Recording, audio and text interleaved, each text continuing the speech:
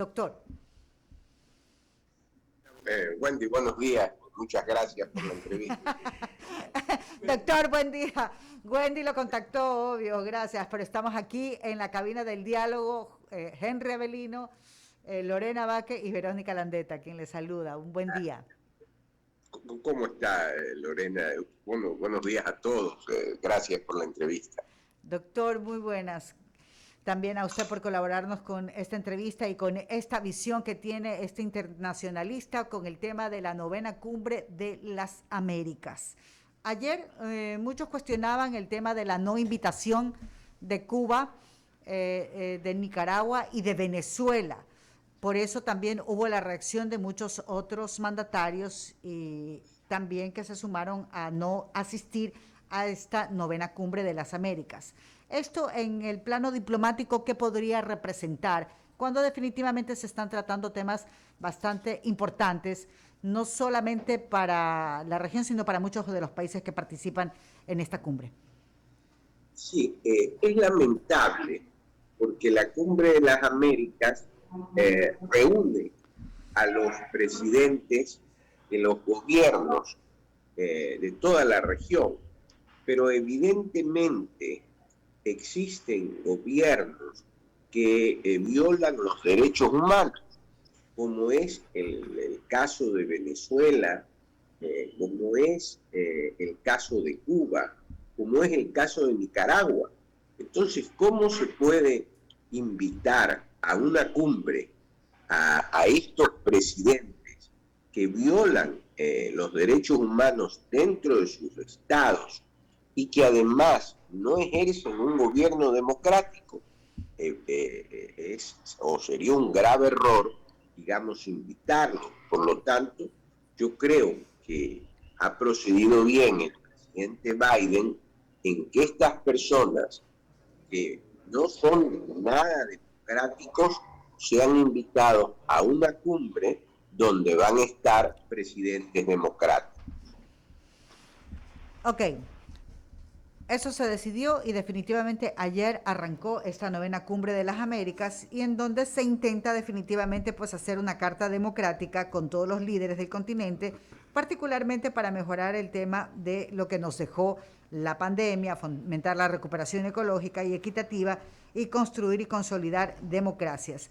¿Qué tan determinante es lo que definitivamente pues ahí en esta novena cumbre se logre aterrizar, por ejemplo, en materias de migración?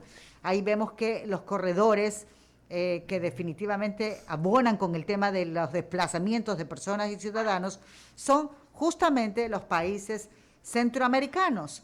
Ahí está Guatemala, está Honduras, está El Salvador también, Nicaragua también, y pues obviamente a esto se suma Venezuela. Y yo pregunto, ¿qué tanto se va a poder solucionar el tema con los otros participantes si definitivamente pues muchos de estos presidentes mandatarios no están ahí, no están siendo parte? Claro, algunos de sus, el delegado sí, pero ¿qué tanto se va a poder definitivamente pues aterrizar algo de una solución integral que se pueda trabajar, ¿no?, de aquí en los próximos años? Sí, es muy difícil. Y es una lástima porque los estados que están reunidos a través de los presidentes no solo tienen problemas conjuntos, sino que tienen problemas comunes. Y uno de ellos, evidentemente, es el de la migración y de la migración ilegal. Pero fíjese usted, un estado importante es México.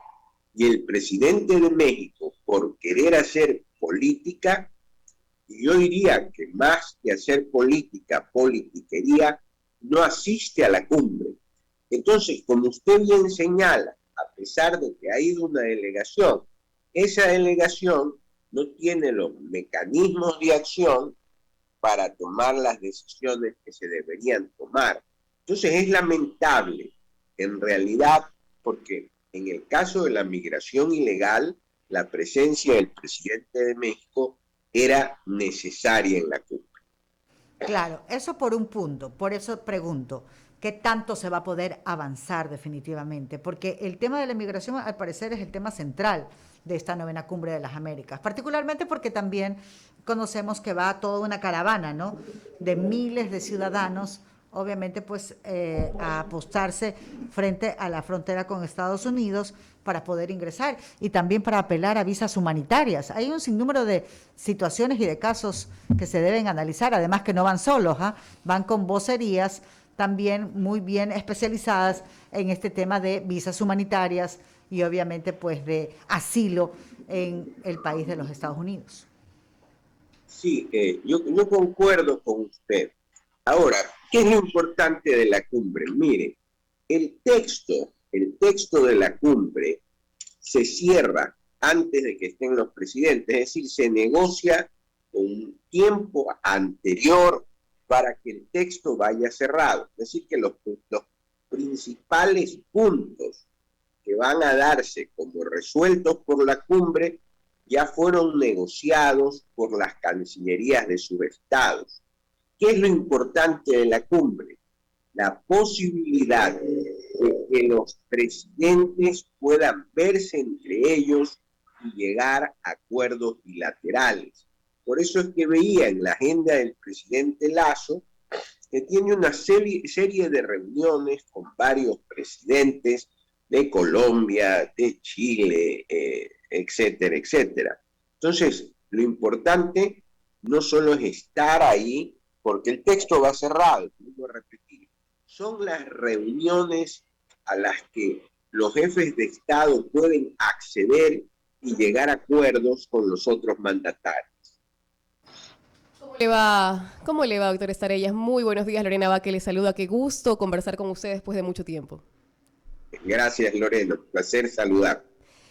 Doctor Estarellas, ¿hay alguna visión desde la parte internacional y tal vez por eso también el rechazo de los países que fueron invitados, pero que por solidaridad a los que son antidemocráticos no asistieron? El tema de que esta cumbre de Estados Unidos se está desarrollando de las Américas, la cumbre se está desarrollando en Estados Unidos, luego de que esto no se hace desde 1994, cuando fue la inaugural, porque se había venido desarrollando en otros países de la región y ahora retoma otra vez Estados Unidos, encabeza esta sesión. Bueno, a veces son, Lorena, por traumas ideológicos que se haga en Estados Unidos o que se realice en Colombia o que se lo haga en el Perú, no tienen la importancia. Lo trascendente es que se reúnan. Ahora, estos países o estas cumbres, o esta cumbre específicamente, se basa en los estados que conforman la Organización de Estados Americanos. Y es miembro de la Organización de Estados Americanos los Estados Unidos. Entonces, más creo yo, Lorena, que es por molestar, por situaciones ideológicas, cuando hay graves problemas que la región debe de afrontar, y qué mejor que hacerlo directamente con los presidentes, es decir, no estar esperando otros canales internacionales, sino que sean los presidentes los que toman la decisión, los que se reúnan, puedan decidir sobre los problemas de la región.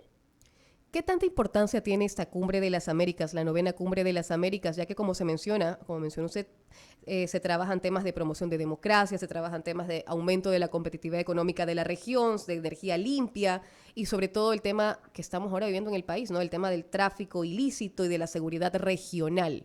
Entonces, basándonos en estos estatutos que se manejan también ahí en la cumbre de las Américas, ¿qué tan importante es la participación de Ecuador? Y vemos también que tiene una participación activa el presidente Lasso en este sentido en la cumbre. Bueno, es fundamental la participación del presidente Lasso, especialmente porque, como usted bien lo menciona, en el Ecuador hay una gran inseguridad, están los carteles de la droga en el país, hay crisis económica, es decir, son problemas terribles que pasa el país, y que el presidente tiene la oportunidad de exponerlo en la cumbre, y no solo en la cumbre, sino en todas las reuniones bilaterales que tiene con los otros presidentes. Ahora, el problema del narcotráfico no solo es en el Ecuador, Entonces es un delito, digamos, internacional, donde se puede pedir la ayuda de otros estados. Ojalá que el presidente Lasso aproveche esta oportunidad y haga público los graves problemas que afronta el Ecuador de ahora, el Ecuador de hoy. Se está viendo también tal vez esta participación activa y este nexo que tenemos ahora con Ecuador, con Estados Unidos, tanto así como mencionamos que iba a poner una sede en Guayaquil por el tema de ayudar en la lucha contra la criminalidad y justamente el narcotráfico, el tema de que se están suspendiendo visas a personas que están en juicios y personas que no están en juicios, como lo último que fue con el asambleísta Aleaga. ¿Cuál es la perspectiva, cuál es la visión internacional en ese sentido de la participación bastante activa que vemos ahora en el país de, en este caso, Estados Unidos? Bueno, Lorena, Estados Unidos en primer lugar le ha hecho frente a la corrupción en el Ecuador, país donde no hay justicia, donde no se sanciona a nadie, donde hay una crisis judicial y con los fiscales. Entonces, como la visa es un privilegio que otorga un Estado, en este caso Estados Unidos la ha cancelado a las personas que tienen actos de corrupción. Y usted ve que la lista en el Ecuador es larga. Comenzando con un expresidente, donde también están jueces y fiscales, y por último un asambleísta. Entonces, por lo menos Estados Unidos ha reaccionado dando las visas, cuando aquí en el Ecuador la justicia no sanciona a nadie. Eso por un lado. Por otro lado, también está ayudando en esta cooperación internacional, que es la lucha contra los carteles de la droga que se encuentran en el Ecuador. Y eso es terrible para un Estado. Y Estados Unidos está cooperando. Ojalá que no solo sea Estados Unidos, ojalá que sea Israel, que sea Colombia, que sean todos los estados, porque la lucha contra el narcotráfico es algo muy, muy difícil. Usted ve cómo quedó Colombia, cómo está México, y ojalá que eso, digamos, no suceda en el Ecuador. Doctor Estarelas, para terminar, ¿usted cree que los Estados Unidos va a poder definitivamente reposicionar su liderazgo en esta cumbre de las Américas? Obviamente porque desde 1994, cuando se realizó la primera cumbre de las Américas en Miami, pues la situación en el hemisferio ha cambiado muchísimo. ¿Usted cree que va a poder definitivamente pues demostrar el liderazgo que tiene Estados Unidos en el hemisferio, en esta cumbre? ¿Va a poder definitivamente hacer ver eso? Ojalá. Estados Unidos se ha dado cuenta que su socio natural es América Latina. Su socio natural no es la Unión Europea. Tiene una competencia sumamente fuerte con China, y que por lo tanto el socio natural de Estados Unidos es América Latina. Como usted bien decía, se ha perdido mucho el liderazgo de los Estados Unidos. Hay una influencia de China muy grande en la región, y Estados Unidos lo ha comprendido así.